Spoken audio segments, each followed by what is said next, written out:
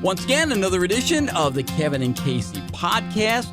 Kevin Hilly along with my friend Casey Cloak. Hello, everybody. And, last time we were doing the podcast, yes. we were talking about this turtle crossing. A kid wanted to get, a turtle crossing put up in his town in Indiana, and I guess they've agreed to do that. And there was something that had happened to me last year that I wanted to mention. I forgot, so let me hit it here. Okay. So I'm leaving from home one day, and it's like, whatever, 5:45 in the morning, whatever. It's still dark. And I'm pulling out of the driveway, and suddenly I hear, and that sick feel, and I look back, and it was a turtle. It was a big guy, too. Dang it. It wasn't like, it was like a little, yeah. And I'm like, and I'm figuring he's dead. There's nothing I can do. I hope. And plus, I got to get to work. Right? Hello. Priorities, Yeah. So I go to work. I come back later in the day, and what do I see? A ton of vultures all in that. Oh, yeah. They're all. Hey, it's the circle of life. In the circle of life. Hey, at least you fed somebody that day. That's right. No, exactly. That's exactly what I thought. I was like, you know what? I just hate that, though, when especially with your car. It's like, I've hit a few things. And I know. I think our biggest story last year was a groundhog, which came out of nowhere in my defense. And I'm in the middle of town, okay? Right. I mean, what he's doing there in town square, I have no idea. But I did run it over. I pulled over. And it was still moving because I see it in the rearview mirror. So I'm freaking out. My daughter, I just picked her up from school. Half.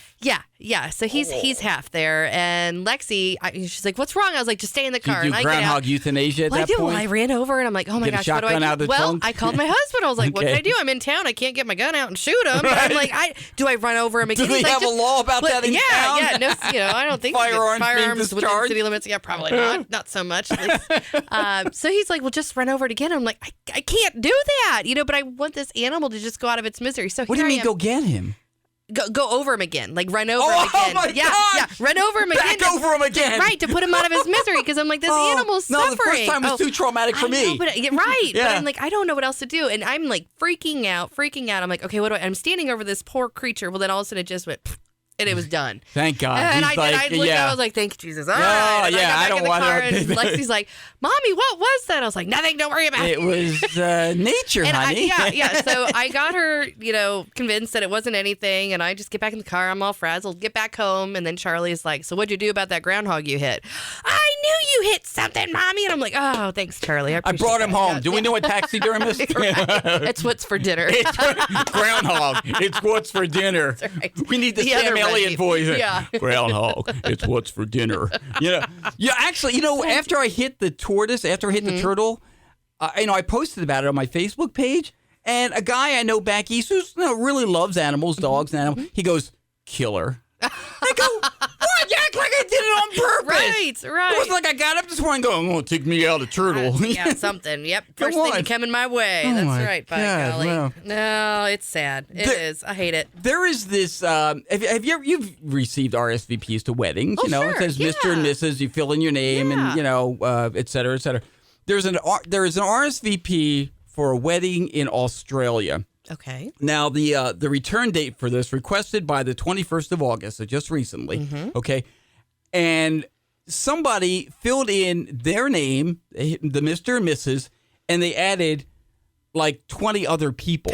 So it was a total of 21, 22 other people. Oh, my God. Who does that? Who does it exactly? Wow. And it's gone viral. They put 14 adults plus 2 more, so that's 16 adults. Oh, my. 3 kids plus 1 more. So it was like 21, 22 people. And the ages on these kids, they even put the ages. Age 2, age 6, age 18 months, age 23 months. Who in the world does that? And That's funny. And people are weighing in like crazy on this about what to do.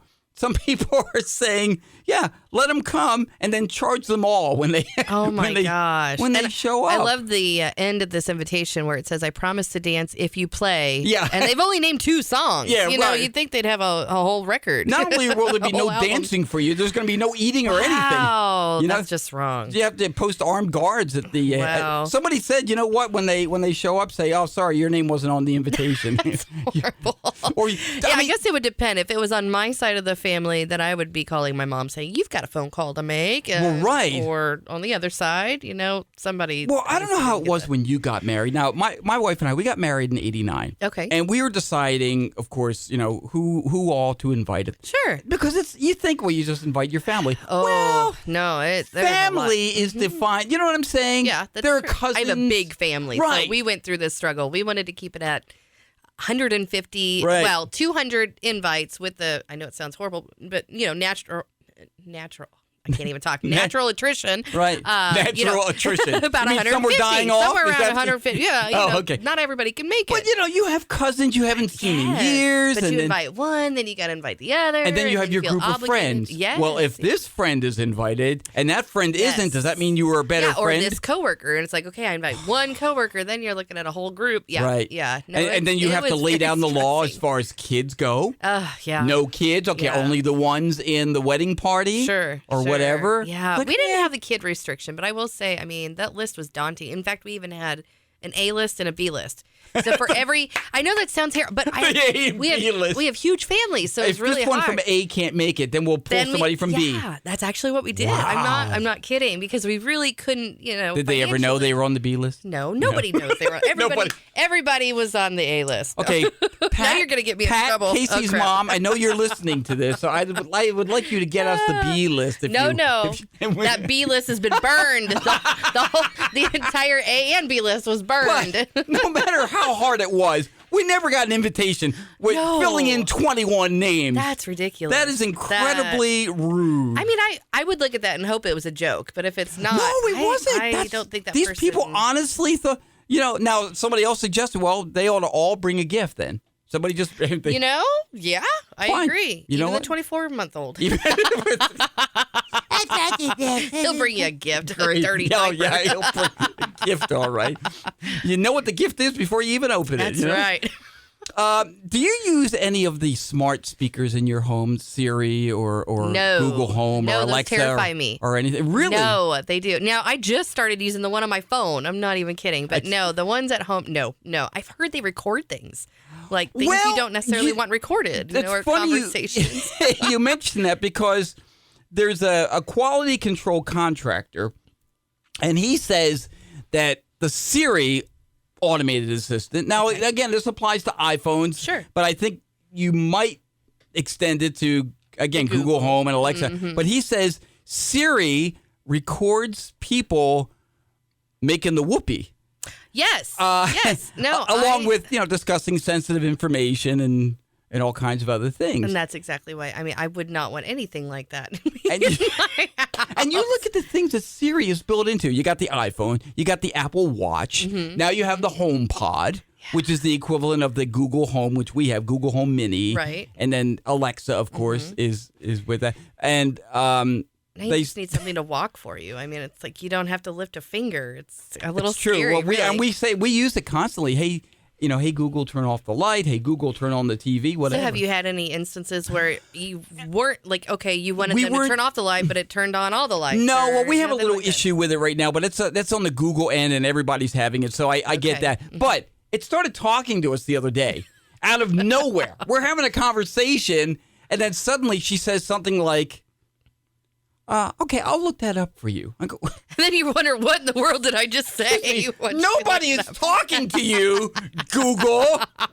Shut your trap. That's funny. So we need you, But again, it's not, as far as we know, she's not recording. You don't know it, though. We don't know. Well, Apple says the recordings are accompanied by user data showing location, contact details, and app data. They said it's only done for quality. Here's the part that's supposed to make you feel better, by the way. They say less than 1% of these recordings get randomly reviewed to improve Siri and dictation. Oh, my God. And they assure people Siri responses are analyzed in secure facilities. Oh, and I don't care. You're talking about a complete stranger. All reviewers are under the obligation to adhere to Apple's strict confidentiality requirements. Oh my gosh. Which you know what's happening. Here's Joey, who works at the Apple facility. He goes, "Oh, hey, honey, wait to hear what we heard today. Here, I recorded it on my phone." Right. Come on. You know,